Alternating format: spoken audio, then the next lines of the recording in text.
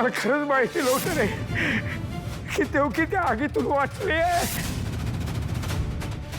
आणि तिच्या पोटात आमचं बाळ म्हणजे तुझा जन्म झाला आहे या सगळ्याविषयी मला खरंच काही माहिती नव्हतं रे केला.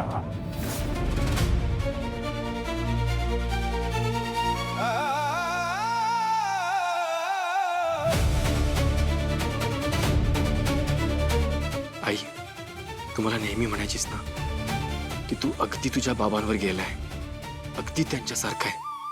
आणि मी तुला म्हणायचो की मला एकदा त्यांना बघू तर दे, माझ्या समोर तर येऊ दे त्यांना. आणि जेव्हा ते माझ्या समोर आले तेव्हा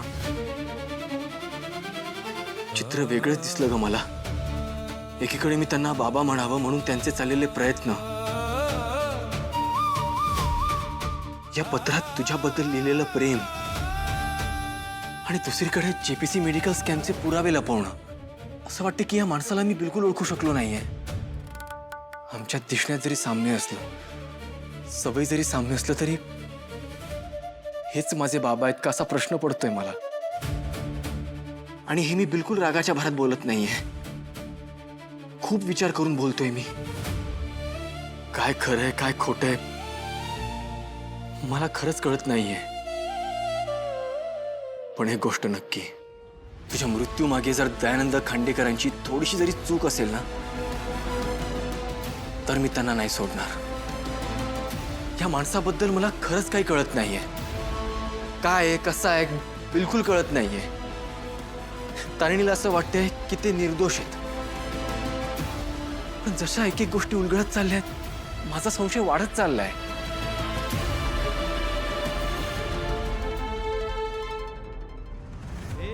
काहीच कळत नाहीये ग मला. खूप गोंधळलोय ग मी. तुझ्या सगळ्या प्रश्नांची उत्तरं आपल्याला लवकरात लवकर मिळतील. फक्त तोपर्यंत शांत राहा आणि जरा विचार कर. बॉस तुला कोर्टात जायचं होतं ना? हो मी जाणार होते, पण आता नाही जाणार आहे. पद्मिनी काकू, बॉस तू काय ऐकून घेतीयस त्यांचं? केदार, आत्ता या विषयावर बोलण्याची ही वेळ नाहीये. आत्ता रिपोर्ट्स लवकरात लवकर कोर्टात पोहोचणं गरजेचं आहे. तुला काही अपडेट आलाय?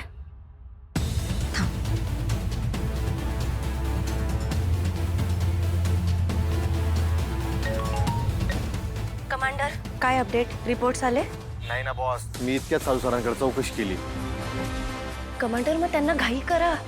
आपल्याकडे वेळ खूप कमी आहे. त्यांना सांगा आपल्याला ते प्रायोरिटीवर द्यायला, कारण थोड्याच वेळात बाबांची केस सुरू होईल.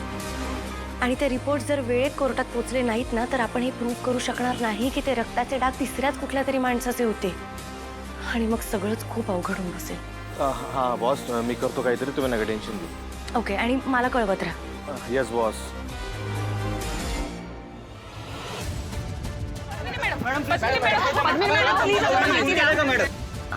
मी बघते.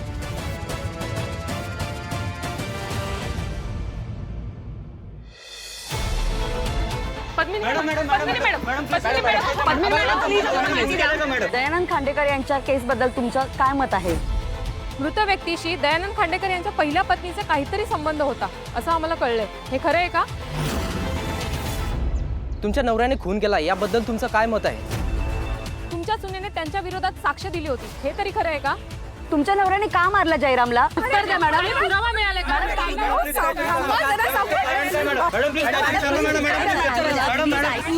संपली का तुमच्यातली? काय चाललंय? त्यांच्या नवऱ्याच्या केसची तारीख आहे आज. त्या काय मनस्थितीत आहेत ते तरी बघा एकदा. तुमच्या घरातल्या कोणावर जर ही अशी कोर्ट केस चालू असती तर काय केलं असतं तुम्ही? काय वाटलं असतं तुम्हाला? मी रिक्वेस्ट करते तुम्हाला, तुमच्या बातमीसाठी कुणाच्या तरी भावना विकू नका प्लीज. तुमच्या बाईटसाठी म्हणून तुम्ही त्यांच्यावर असा प्रश्नांचा हल्ला करताय. त्यांची काय अवस्था आहे ते तरी बघा एकदा. मुळात मीडिया ही तत्वांवर चालते, हो ना? मग कुठे गेली तुमची तत्व? मीडियाचं काम हे जे घडलंय ते दाखवायचं इतकंच नसतं. सत्य शोधणं आणि ते कायद्यासमोर मांडणं हे सुद्धा तुमचं काम असतं. आणि म्हणून तुम्हाला लोकशाहीचा चौथा स्तंभ असं सुद्धा म्हटलं जातं. खरा पत्रकार तोच असतो जो स्वतः अंधारात राहून अंधारातल्या बातम्या प्रकाशात आणतो. आणि तुम्ही समोरच्याची बदनामी करून स्वतःचं नाव करताय.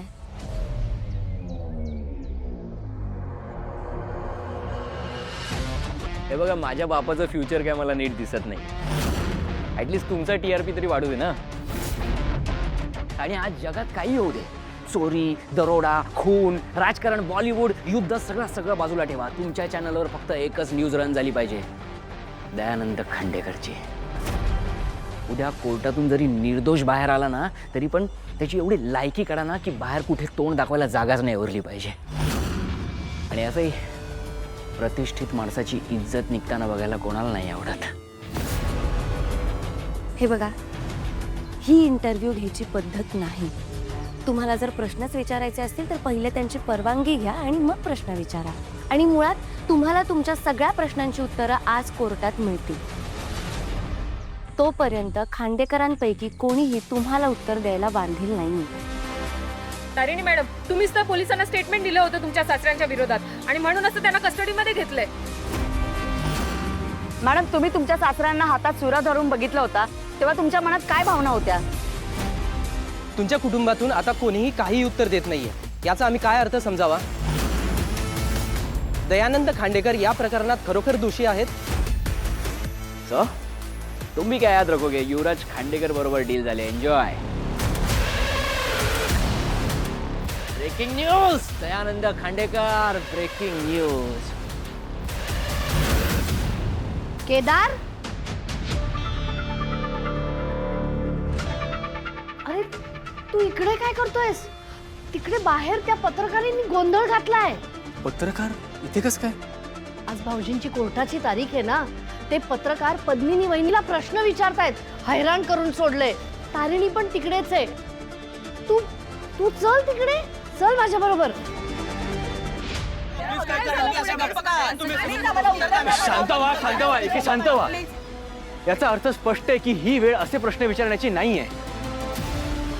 आणि तुम्ही प्लीज इथून जा, नाही तर मी पोलिसांना बोलवे ना. सर, फक्त एकच प्रश्न. काही वर्षांपूर्वी एका मेडिकल कंपनीच्या स्कॅममध्ये MNNचं नाव आलं होतं आणि तेव्हा ही दयानंद खांडेकरांना अरेस्ट होणार होती असं समजलं आम्हाला. त्या स्कॅमचा आणि दया काकांचा काहीही संबंध नाहीये. तुम्ही कुठलाही संबंध कुठेही का लावताय? त्या स्कॅममध्ये दया काका इन्व्हॉल्व नव्हते आणि ते प्रूव्हही झालं नाही. आणि प्लीज, आम्हा सगळ्यांसाठी हा काळ खूप कठीण आहे. प्लीज लीव असाल. चला. मॅडम, आम्हाला तुमच्याशी बोलायचंय. काही पुरावा मिळाले आहेत का त्याच्याबद्दल? मॅडम, आज तुमच्या काकांची केस पहिल्यांदा उभी राहणार आहे. तुम्हाला काय वाटतं, दयानंद खांडेकर स्वतःला निर्दोष सिद्ध करू शकतील? मॅडम, तुम्ही स्वतः एक न्यूज चॅनल चालवता. तुम्हाला माहित असेलच की जनतेला प्रश्नांची उत्तरं हवी आहे. या सगळ्या प्रश्नांची उत्तरं तुम्हाला कोर्टात मिळणार आहे. चला. तुम्ही अर्थाचा अनर्थ का करताय? मी एक स्टेटमेंट देते आणि ते स्टेटमेंट तुम्ही वेगळ्या पद्धतीने तुमच्या चॅनलवर दाखवताय. TRPचा इतका हवा आहे तुम्हाला सगळ्यांना? अरे, मी सुद्धा एक पत्रकार आहे, माझं सुद्धा मीडिया हाऊस आहे. पण मला वाटलं होतं तुम्ही सगळे माझ्या कुटुंबाचा भाग आहात. एक भाऊ जेव्हा संकटात असतो तेव्हा दुसरा भाऊ त्याच्या आबरूचे लचके तोडतो. गिधडासारखे.